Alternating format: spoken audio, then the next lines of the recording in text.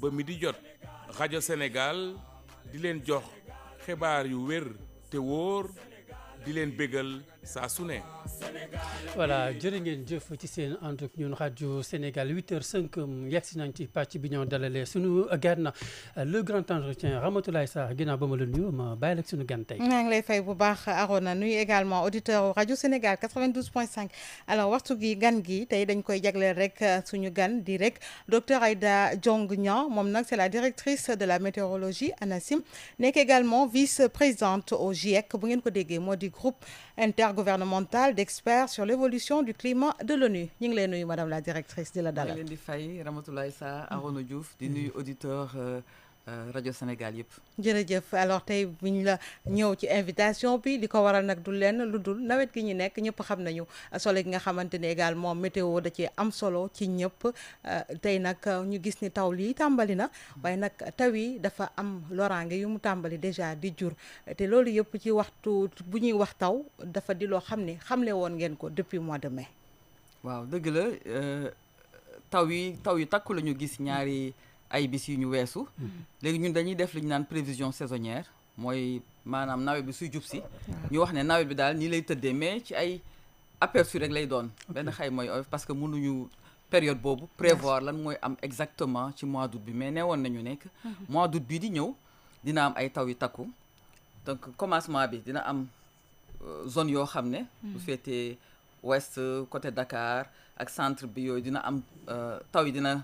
manqué waaye suñu excès ba mois d'août taw yi takku dinañ ko am surtout ci zone yooyu léegi nag tamit ci biir bu loolu passé bu nawet bi commencé semaine bu nekk dafa am ay prévisions yu ñu joxe moom la ñuy wax prévision hebdomadaire léegi suñ ko joxee par exemple bu ñu joxee tey lundi dañ naan prévision semaine bii lii la joxe tamit ay aperçu prévision 3 semaines yi di ñëw donc daanaka suñ ko joxee semaine bu nekk nañu saytu lan mooy am ci biir weer bii di ñëw donc waxoon nañu tamit ne loolu waxoon nañu joxe sax ay date période yi ne dina am ay taw yu takk yu am août ba septembre lay jàpp jëm août ba septembre wala wax ngeen taw yoo xam ni dina ëpp ci août bi waaw boo xoolee prévision saisonnière moom dafay joxe ay xayma ci période ñetti weer léegi bu ñu nee par exemple mai juin juillet après ñu ne juin juillet août d'accord juillet août septembre léegi dañ ne woon août septembre octobre boo ko tënkee ci yëpp ñetti weer yi taw yi dina ëpp li mu daan am léegi nag suñu joxee ñun ay prévision hebdomadaire loolu mooy gën a précis loolu ci ay événement la ñuy joxe daan ne ñetti fan yi soo ko xoolee bañ comme ñu waxoon 7 8 9 dina am ay taw yu fort ñëwaat ne 12 ba 16 dina am taw yu fort loolu noonu lañ koy defee léegi nag su tamit jubsee tamit dañuy xool dafa am ñoo xam ne dañuy fanaan dañuy liggéey bëccëg bi saa yu nekk bis bu nekk pour xool précisément taw yu buy ñëw ñu joxe ay alerte noonu la ñuy liggéey alors madame la directrice li ñu bëgg laaj également moo di période bi c'est vrai que dañ naan toujours Sénégal xam nañu période nawet soit parfois ñu gis ne nawet bi yéex na et tout ça est-ce que loolu dafa bokk ci changement climatique phénomène yi nga xamante ne également ñu ngi koy jànkonteel ci nawet bi waaw boo xoolee sax nag même bu dul changement climatique nawet bi nekkul loo xam ne dafa yemamaay bis bu nekk dafa am ay périodes yu calme am ay périodes yu gën a active loolu dafa bokk ci li ñu naan variabilité climatique climat day varier noonu la mel mais changement climatique dafa am lu mu ci yokk léegi loolu soppeeku bi dafa gën a yokk soppite yooyu nga xam ne période yi dina taw période yi du taw bu baax dafa tamit gën a yokk ak changement climatique leneen li changement climatique di andi tamit mooy phénomène météo bi ci boppam comme ni bis buy taw dañu naan système orageux nuage yi dañu gën a intense te loolu ñiy def physique xam nañ bu baax lu tax loolu parce que changement climatique day tax jaww ji gën a tàng te xam nañ ne bu gënee tàng li ñu naan humidité mooy guus-guus bi waaw day gën a bari par exemple ci atmosphère bi su gënee tàng guus-guus bi da koy gën a téye mun na téye guus-guus lu yàgg atmosphère bu la gën a tàng moo la gën a mën a téye humidité léegi su ko téyee nag su événement yi ñëwee day tax mu koy gën a kii waaw day alimenter événement yi donc moo tax tamit extrême yi gën a yokk te tamit sànq maa ngi doon discuter bi ma toogee fii lu tax par exemple buy taw fii mu gën a taw bu baax fii du taw bu baax loolu tam nuage boo ko gisee bu koy gis ak benn nuage bu mag la mais ci biir dafa am ay cellules yi ñoo gën a active yenn yi te loolu tamit changement climatique ak li muy tàngale day tax tamit loolu gën a bari daal variabilité gën a bari ci échelle bu nekk. d'accord alors tey bu ñuy wax nawet également suñu yenn mbokk yi féetee côté Bakel côté Matam ak yooyu yëpp dañuy am tiitaange ndax xam nañu ni fleuve bi foofu la féete suñu naataango yi fa nekk sax yenn saa yi dañuy yónnee li nga xamante ni moom mooy évolution wu fleuve bi fi mu nekk nii ak code d'alerte bi nga xamante ni daanaka li ciy des pour mu atteindre ko yàggatul dafa di également ay alerte yoo xam ne ñu ngi koy lancé yéen ci seen fànn également yan alerte ngeen di envoyé autorités yi ngir ñu teel a fàggu ci yu mel noonu. waaw maa ngi lay wax alerte bi ñu waxoon depuis ak prévision saisonnière. Bulletin hebdomadaire bi ñuy def dañ koy yónnee aussi autorités yi. yónnee ko nit ñi léegi tamit ñu ngi koy gën a jox askan bi pour ñu gën a xam aussi luy xew.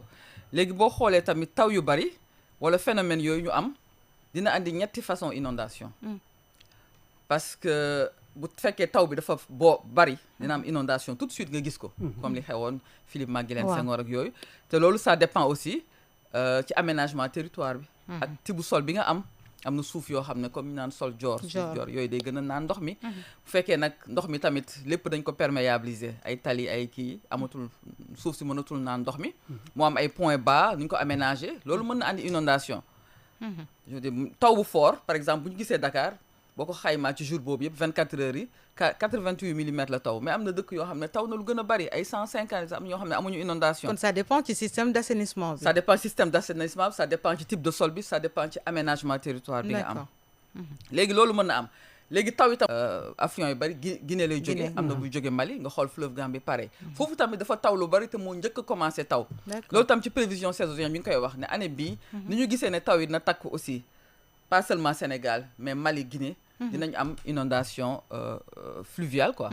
beneen type inondation aussi mooy comme li xewoon Thiaroye. waaw parce que loolu boo xoolee loolu géej gi moom ak changement climatique dafay yéeg toujours niveau moyen bi. day yéeg ndànk-ndànk mais li dafa am benn événement extrême boo xam ne moom moo tax pousser ndox mi. te loolu ci taw yi la àndal ñu bari nag duñ ko méngale. d'accord parce que boo xoolee dafa am lu ñu naan ay ondes. dafa mel ni daal comme nga ne. ci jaww ji dafa am ay vagues. waaw mais kenn du ko gis vague vent lañu. vague yooyu nag moom la ñu am temps yi ay vague vent yu bari ñu on des. yooyu day ànd ak ay perturbations ci biir ay taw ay orage léegi bu ñëwee ba ci géej gi bu ñëwee ba tiim géej gi. mun na gën a tourner parce que dafa am aussi. day gën a tourner benn puissance bu muy àndal gën a tourner. bon damay bañ a wax tudd cyclone ñu defee ne cyclone la mais day tourner dans le sens cyclonique. mooy sens contraire des aiguilles du monde. léegi day tourner. ngelaw bi lay yokk ba pare li ñu naan pression bi ci biir day wàcc. loolu mooy ay élément pour créer des vagues yi ñu am sax par exemple bu noor jotee dafa am ay systèmes yu mel noonu yu nekk ci Europe. créer vagues yu mel noonu mu ñëw wàllu Saint-Louis léegi nag fii nawet bu amee système boobu ñu am sam bu ñëwee tamit pression bi wàcc ngelaw li bari. day pousse ndox mi mu dem ci kër gi te ça dépend tam fu mu positionné woon fii nag dafa positionné woon juste. Au sud de Dakar donc ce qui fait que day yóbbu ndox mi te Baie Hann gis ngeen nu mu bindoo dafa ubbeeku ci géej gi ay suuf la ba pare ak avancée de la mer da ciy jouer mais tey jii aussi li am solo lu ñu war a kii moo di fleuve bi toujours dañ koy ragal ndax gis nañu li nga xamante ni moo ci ñëw comme conséquence yéen ban alerte wala lan ngeen ci mën a wax ndax taw bi dafay doog a door nawet bi te bu ñu gisee également code d'alerte bi nga xamante ni ñu ngi koy signaler depuis fële qu'est-ce qu'il faut autorités yi pour ñu teel a jël seen ay matukaay yéen lan ngeen leen di wax digal. boo xoolee tam météo nag xëy na tam naa si ñëwaat. météo moom mooy toppatoo lépp loo xam ne. si jaww ji la nekk ak ci kaw géej gi. ak taw yeeg yëpp mais su xasee ba taw yi laal suuf ba ñuy wax fleuve bi waa hydrologie ñoo koy jël waaw sama naataango. sama xarit Bakary Faté xam naa sax jaaroon na émission Kenkeliba ñoom ñi ngi envoyé ay code d'alerte. léegi code d'alerte jege na torop te ñi ngi séntu. système yooyu ma doon wax. lu mel ni ay vague nekk ci jaww ji. taxawul gis nañ ne ñaari fan yi dañu am nañu tuuti répit. mais à partir de mercredi jëm week-end bi ay taw yu takku aussi ñu ngi koy xaaraat te loolu taw yooyu bu ñëwaatee mun na andi ñetti façon inondation yi ma wax. donc waa hydrologie dañuy waxtaan ak ñoom toujours di leen jox. quantité de pluie waaw dañuy échanger ak ñoom souvent pour loolu. alors donc askanuk Thiaroye Ramatoulaye ak yi ni mel donc. elles peuvent s'attendre à ce que lii xew keroog mu amaat. waaw mën na am mais léegi nii teel na pour wax ne que dina impacter Thiaroye parce que loolu mi ngi dépendre système bu jege see géej fan lay positionné. li ñu gis mooy lii di ñëw dafa am mandarga ba le passé. mandarga ba le passé donc su egsee nag bu fekkee ne dafa positionné wu comme ni mu positionné woon loolu mën nañ ko wax 2 jours avant 3 jours ne def leen ndànk fi muy positionné dina impacter Thiaroye donc mën nañu xaarandi loolu tamit. alors Thiaroye bu ñu koy xool également dafa am phénomène non seulement inondation mais également avancée de la mer loolu tamit luy gàllankoor population yi foofu la. waaw parce que avancée de la mer loolu ci changement climatique la. li ñu gis ci changement climatique mandarga yu bari ñu ngi wax réchauffement. mooy tàngaay bi. tàngaayu jaww ji tàngaayu géej gi aussi mais avancée de la mer parce que avancée de la mer lu ko waral. da nga koy xool xayma ko ci àdduna bi yëpp. parce que glaciers yi nga xam ne ñu ngi ay Groenland yooyu. bu tàngee day seey. bu seeyee day tax niveau géej gi ñëw. te du impacté rek fu mu seeyee géej gi yëpp lay impacté. d'accord géej gi aussi tàngaayu géej bi. parce que géej gi mooy li nga xam ne moom mooy capté tàngoor bu bari. bu du woon loolu kenn du mën a kii fi tàngaayu changement climatique bi lu ci bari géej gee koy capté. d'accord mais nag géej su capté tàngaay bi day gonflé. day gonflé donc niveau bi day yéeg gis nañu ne au niveau mondial yéeg nañu 20 centimètres 20 centimètres bu ñu ko xeeb parce que day tax ne lépp lu xew rek day gën a impacté bu amee niveau bi su yéegee tuuti su amee benn vague rek day gën a impacté léegi niveau bi day yéeg te li ñu gis tam ci changement climatique mooy niveau géej gi di yéeg day continuer ay plusieurs centaines d'années voire 1 millier d'années day gën a avancé géej gi day gën a yéeg léegi su gën a yéeg day avancé jëm ci kër yi loolu nekkul loo xam ne dina arrêté léegi. xëy na mën nañu am ay jéego pour wàññi yéegaayu ndox mi mais ndox mi day continuer di yéeg. mais nan lañ koy wàññee yéegaay boobu. wàññi bi ragal lu de. déedéet wàññi yéegaayu ndox bi au niveau mondial loolu ci gaz à effet de serre yi. d'accord donc bu fekkee ne pollution gaz à effet de serre yi. di ñuy rejeter dafa yokk conséquence directe mooy day gën a tàng. d'accord mu gën a fondre géej gi gën a tàng ndox mi gën a yéeg suñu wàññee rejet yi.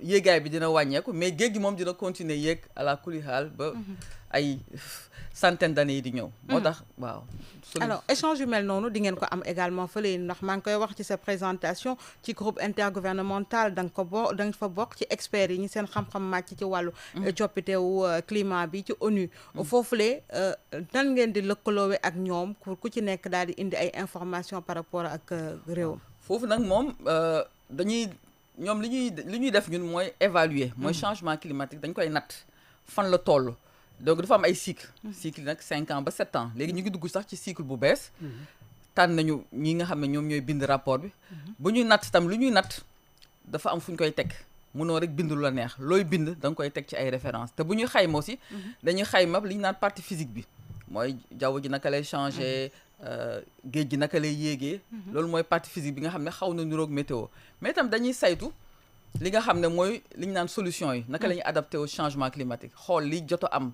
ndax baax na baaxul xool aussi naka la ñuy wàññee gaz à effet de serre yi donc ñetti groupe la man ci groupe bu njëkk bi laa bokk nga xam ne affaire physique affaire jaww ji nu muy changé ci laa bokk donc noonu la ñuy def dafa am groupe bi léegi mooy bureau bi ci la président yi nekk vice président yi léegi dañuy woo ay auteurs ñëpp li ñuy liggéey c'est bénévole léegi auteurs yi nag moom ay centaine d'auteurs la mun nañu am ay 700 800 auteurs ci cycle bi ñu bind échanger mais dañ koy gëstu ba nga xam ne phrase boo bind di nga ne fii laa ko jëlee fii laa ko topp fu leer nga koy teg ba pare dañ koy approuver ñu koy approuver mooy gouvernement yi d'accord ñoo koy approuver donc comme ça mu nekk loo xam ne en fait benn rapport final lay doon rapport final lay nekk fii ak 5 ans lañ koy bind léegi nag ñu approuver ko dëkk yëpp approuver ko ñu d'accord ci te loolu nag bu ñu ko approuver ba d'accord ci information yi muy joxe dafay nekk dañ koy teg fu wóor ba nga xam ne par exemple lu mel ni COP ñuy dem di négocier changement ki dañuy basé wu ci information yi ñu dañuy fournir information gouvernement yi fournir information pour diplomatie climatique négociation yi fournir information yi aussi ak population yëpp mais boo xoolee tamit échelle bi muy nekk mun na nekk échelle régionale sous-régionale léegi soo bëggee am nag information yu gën a précise au niveau national ñun dañu war a gën a gëstu changement climatique naka lay tëddee lan lay yan jeexitay lay andil ci secteur yu bari lu mel ni agriculture lu mel ni dañ ko war a gën a gëstu fii ci biir Sénégal. Alors ce sont les plus puissants ñoom ñooy les grands pollueurs te pourtant li Afrique soxla ci xaalis boo xamante ni ñoom waroon nañ leen ko jox c'est en deçà même ci li ñu leen waroon jox te pourtant ñoom li nga xamante ni moom la pays africain yi di subir comme conséquence ci changement climatique boobu foofu la jógee te amu ci lenn loo xamante ni ñu ngi leen ci jàppale ci wàllu koppar googu ba tey. dëgg la de c'est parce que li ñu diggee woon yëpp defuñu ko te Afrique dafa nekk boo xam ne nekk na continent yu gën a vulnérable ñun suñu rapport GIEC bi passé wane woon nañu ne événement extrême su amee lii faatu ci doomu aadama ci pays en développement yi boole ko Afrique Asie nekk na 15 fois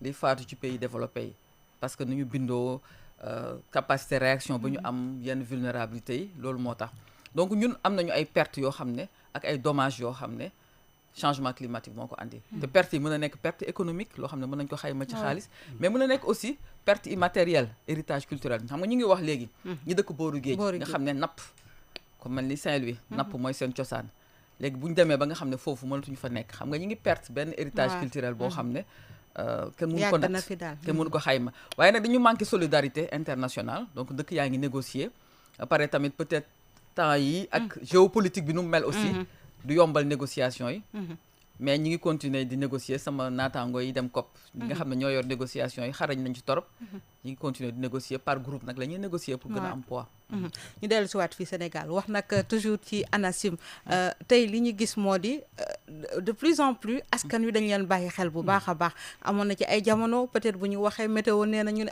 météo de lu mu wax doo ko gis taw bi dañ la naan dina taw du taw yàlla moo yor daal programme am mais tey de plus en plus dañuy gis yéen ay prévisions yoo xamante yéen a ngi koy partagé te prévisions yooyu dafay nekk ci lan ngeen di sukkandiku bay am yooyu les précisions. waaw prévision nag boo ko gisee dafa am toujours échelle bi moom am na solo xam nga bu ñu nee prévision immédiate mooy prévision ci waxtu yi di ñëw ñaari waxtu ñetti waxtu loolu mën nga xool da ngay natt xool yi ñuy nattee bu fekkee image satellite bi nga xool image satellite bi xool ndax am na ay cellules ay yoo xam ne ay orage yoo xam ne commencé na développer fenn léegi loolu soo ko xamee wala nga am radar di nga gis yow soo xamee sa météo locale nu muy bindee di nga natt tam ngelaw li fu mu toll natt température natt humidité bi ba xam ndax loolu nga gis day jub si day continuer wala day taxaw donc loolu la mooy prévision quelques heures mais nag prévision moderne moom ñi ngi basé wu ci li ñu naan modélisation numérique xam nga dañuy wax révolution numérique mais vraiment météo de manière générale comme science bu defee révolution numérique am siècle passé la siècle passé la parce que dañu commencé xam nga météo boo koy xool ci da ngay xool àllam bi da ngay xool taw pour mu am lu bare ciy dugg léegi loolu yëpp yow soo ko demee ba comprendre physique bi nekk ci suuf da ngay am modèle physique boo xam ne mooy wax naka la jaww ji di soppeeku nga am sa modèle physique soo amee modèle physique bi da nga ko war a traduire modèle mathématique ak équation mais dafa nekk modèle mathématique boo xam ne mënoo ko résoudre comme x plus 2 égale 3 dafa compliqué ordinateur moo ko mën a résoudre léegi nga commencé nag jël ordinateur def analyse modèle numérique ordinateur yi résoudre ko donc avancé création grands ordinateurs yi moo tax météo développé pour prévision yooyu am donc ci siècle dernier la léegi peut-être beneen révolution bi ñëw am météo mooy affaire intelligence artificielle naka lañ koy utiliser pour def prévision léegi modèle bi loolu yëpp nga ciy dugal waaye nag pour sa prévision gën a wër il faut que yow nga xayma déjà fi nga toll tey xam nga diagnostic comme tey nii fi ñu toll lii moo xew soo ko xamee bu baax ngay mën a xam lan moo xew ëllëg gannaaw ëllëg te diagnostic yooyu loo koy jox mooy observation nattukaay yi nga am moo tax observation am solo malheureusement gis nañ ne observation yu bari dafa commencé décliner si dëkk yu bari suñu dëkk tamit observation yi doyul parce que il faut nga xayma yow li nga am sur place après nga soog a tourner sa modèle xool lu mu lay jox ëllëg léegi modèle bi aussi observation yi lu am solo la ci modèle bi ni nga ko bindee lu am solo la ci mais tam am na benn incertitude boo xam ne mi ngi dépendre ci atmosphère parce que par exemple lu mel ni taw lu tax muy taw ingrédients yu bari moo ciy dugg donc benn affaire bu ndaw mën na tax mu taw wala benn changement bu ndaw mën na tax mu taw wala mu bañ a taw noonu la ñuy liggéey mais nag bu fekkee prévision saisonnière nga xam ne li ngay xayma ay weer la loolu lu ci gën a am solo mooy géej gi nu mu bindoo parce que foofu moo lay jox information pour ni jaww ji di mën a mel mois yi di ñëw donc lu xaw a compliqué la ay nit yu bari ñoo ci liggéey mais dafa am benn coopération internationale bu am solo moo mën a tax dëkk yëpp sax mën nañu def même soo amul ay ressources humaines wala nga am xaalis bari pour am modèle yu puissant yooyu chaque jour dañuy partager information yi ñun dañuy données ñuy mesurer chaque heure dañuy mesurer ay données échanger ko au niveau international ñoom tamit yenn grand centre yi nga xam ne am na dañuy tourner ay modèles pour adduna bi yëpp échanger ko ak ñun tam suñu neexee ñu tourner modèle bu ndaw sur Dakar mais loolu pour nga def ko il faut nga am ay données yu bari yoo ci yokkaat pour mu mën a ajouter valeur ci modèle bu mag bi ñu lay jox image satellite yi aussi fexe nañu ba nga xam ne satellite météo yi 1960 la commencé léegi satellite météo yi par exemple couvrir na adduna bi yëpp léegi dafa am solidarité tamit ñun nii actuellement satellite bi ñuy utiliser mooy satellite européen parce que day couvrir Europe ak Afrique chaque 3 minutes dañ def photographie jaww ji yónnee ñu ko. mooy photo yi ñuy gis ñu envoyé ko ak ay nuages. ay nuages des couleurs chaque 3 minutes. loolu la boo gisee nag satellite boobu li muy gis. du taw bi lay gis li muy gis noonu mooy température bi. mais da nga xam ne nuage ci kaw nuage bi température bi day faible. léegi soo gisee température bu basse nga xam ne nuage a nga fa. bu nuage amul température sol bi lay joxe. am na aussi yenn façon satellite yu joxe vapeur d'eau. am na façon satellite yu bari mais boobu la ñuy gën a utiliser. mais yéen tey ji jumtukaay yooyu yëpp nga xam ne soxla ngeen ko yéen a ngi am ngeen ko pour seen liggéey gën a mën a ñoŋ est-ce que yéen a ngi loolu yaa ngi wax sànq observation yi doyul et tout ça qu'est-ce qu'il vous faut am ngeen matériel bi nga xam ne moo war wala foog ñu dolli leen wala également lan moo des daal. waaw grâce comme li ma wax coopération internationale am na yoo xam ne mën nañ ko am. mais suñu bëggee suñu liggéey gën a ñoŋ. am na yu bari yoo xam ne des na mën nañ ko gën a daal améliorer. donc d'ailleurs d'abord mooy nit yi liggéey parce que li ma la wax nii. personnel bi wala personnel bi waaw. personnel technique météo bi doyul. parce que veille bi suñ ko bëggee def. il faut que ay nit yu bari mën ko def. te aussi observation yi tamit doyul parce que fii nii par exemple natt taw bi xam nga mënoo xeex wala loo xam ne xamoo ko. doo ko xayma xam nga fii souvent bu ñu waxee inondation rek ñëpp dañu jóg mais liy natt taw bi doyul parce que boo xoolee ñi ngi wax ne. Dakar mi ngi def 88 millimètres ci 24 heures wala 70 millimètres ci journée bi loolu Dakar Yoff la. Parcelle xamuñu ñaata la. d'accord am na yeneen nattukaay yu nekk Pikine ak yooyu mais Parcelles par exemple gis nañ ne taw na lu bari mais xamuñu ñaata la. donc fii waroon nañu toll ba foo xam ne. commune bu nekk di nga am sa pluviomètre. commencé nañ nag waxtaan ak maire yi. maire des communes. pour ñu lëkkaloo ak ñoom ñu jàppale ñu ci loolu. mais tamit am.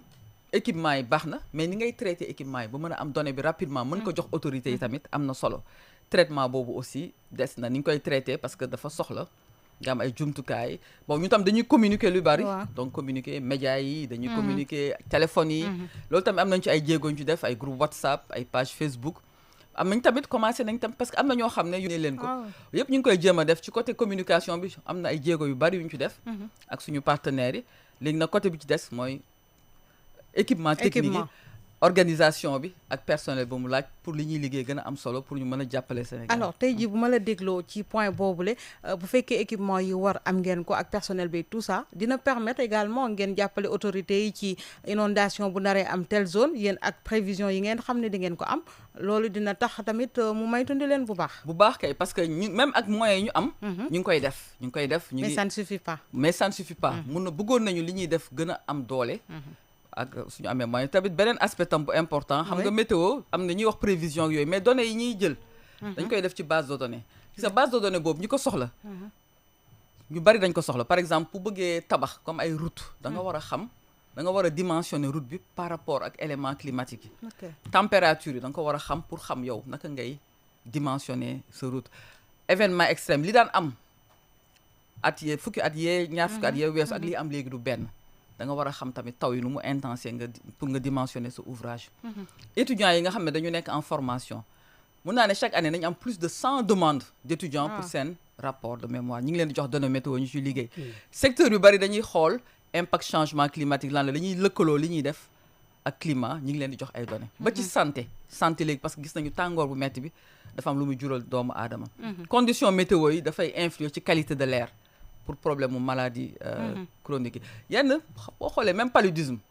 li koy joxe moustique pour mu développer ay conditions climatiques la c'est ça donc ñi ngi commence aussi liggéey ak waa santé pour dire que météo nekkul rek juste prévision bi am na solo mais boo xoolee dafa nekk dafa transversal voilà transversal nekkul am importance pour développement économique social pour sécurité publique pour santé publique sans fàtte nag aviation parce que tamit parce que avion moom ci ngelaw lay dox waaw ci ngelaw lay dox donc information bi daf ko soxla tout le temps donc lu transversal la daal te tey suñu mbokk nappkat yi aussi dañ leen bàyyi nopp bu baax ndax gis nañu yi doon am ci géej gi ñoom dañ koy bàyyi xel bu baax yenn saa yi nga dégg ñoo xam ne dañ la naan météo lu mu wax démb wax na lii ñu alerter donc ñu sensibiliser wu entre ñoom bañ a dem géej waaw loolu tam lu am solo la parce que loolu liggéey bu ñu commencé woon la ay 2005 parce que daan nañ joxe information météo marine mais information dafa généraloon trop te bateau yu mag yi peut-être ñoo ko doon gën a mën a utiliser mais bi ñu commencé 2005 2006 lëkkaloog pêcheurs yi waxtaan ak ñoom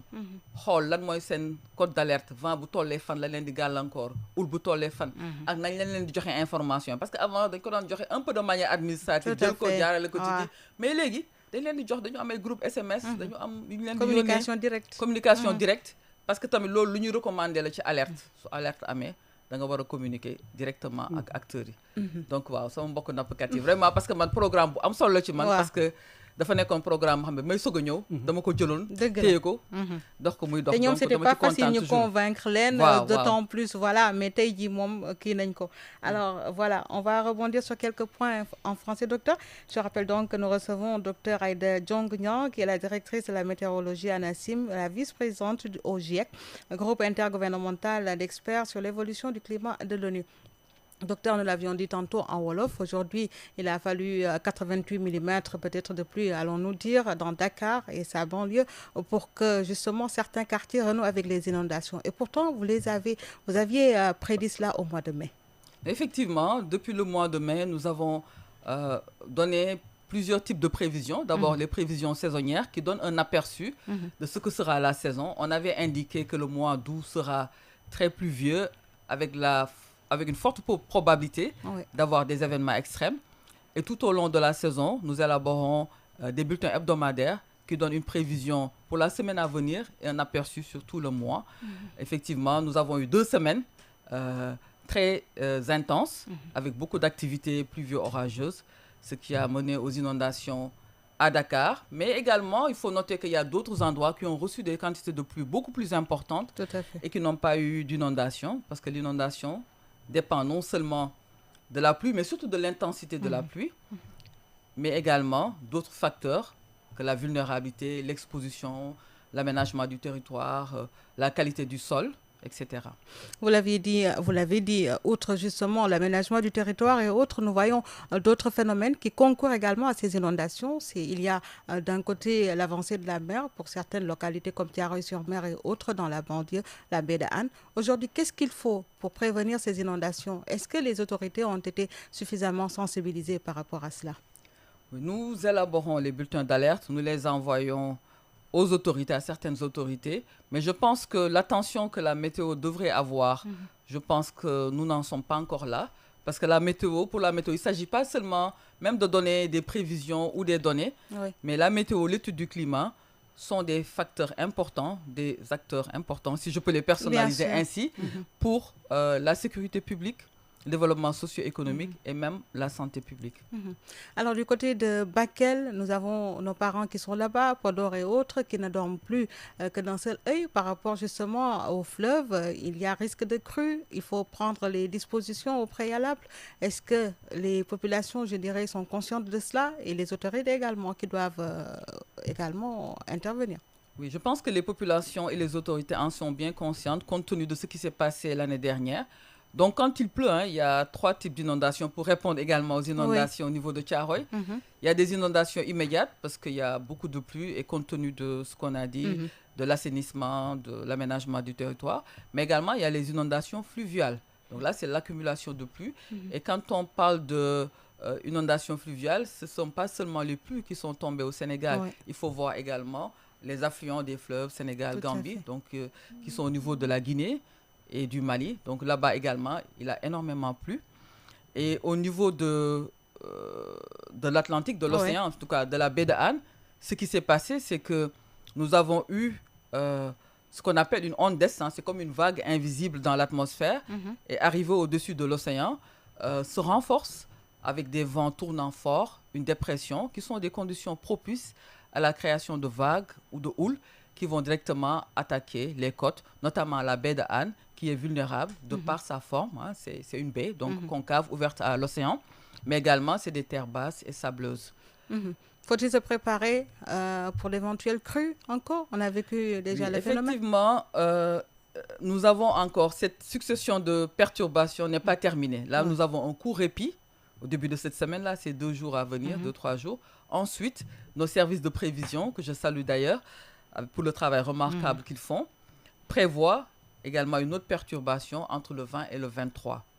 donc qui peut être de ce mois, du de mois ce mois, courant. oui, de cette semaine, donc 20-23, c'est entre Ouais. mercredi et samedi. Donc nous risquons d'avoir ces 3 types d'inondations. On risque d'avoir des inondations immédiates. Également, nous surveillons de très près la côte, parce que cela dépendra de la position de cette perturbation arrivée à la côte. Et nous surveillons pour alerter ces jours-ci. Les 3 inondations, vous pouvez bien y revenir? Oui, nous Les avons... Oui, Les 3 types? il y a 3 types d'inondations. Ce qu'on appelle une inondation pluviale, quand il pleut. Oui. Donc, compte tenu de l'aménagement du territoire, des types de sol, ainsi de suite, ou du niveau d'assainissement, on peut avoir une inondation immédiate. Bon, nous avons également des inondations fluviales, donc des cours d'eau.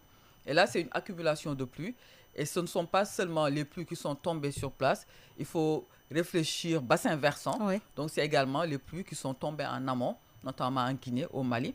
Et nous avons aussi des inondations marines qui sont dues au fait que les phénomènes météo, lorsqu'ils arrivent au-dessus de l'océan, se renforcent et peuvent créer des vagues qui vont inonder. Par ailleurs, il faut noter que le système qui avait causé les inondations au niveau de toute la baie de Han a évolué vers l'Atlantique tropical et maintenant est un cyclone de catégorie 5. D'accord.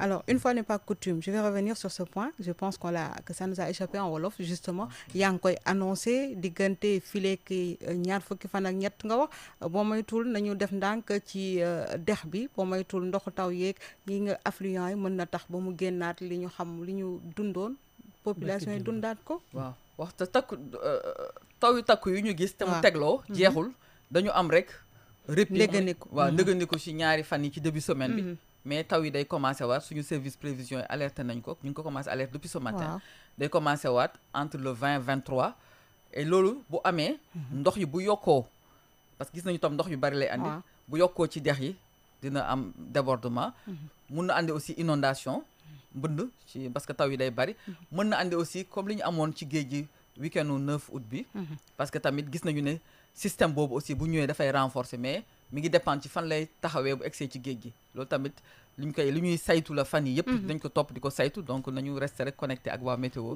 jox leen information yi. Oui, une autre je veux dire un autre point, c'est surtout ce manque de personnel, vous l'avez dit tantôt. Hein, vous réclamez quand même, il vous faut du personnel pour pouvoir mener votre travail à bien.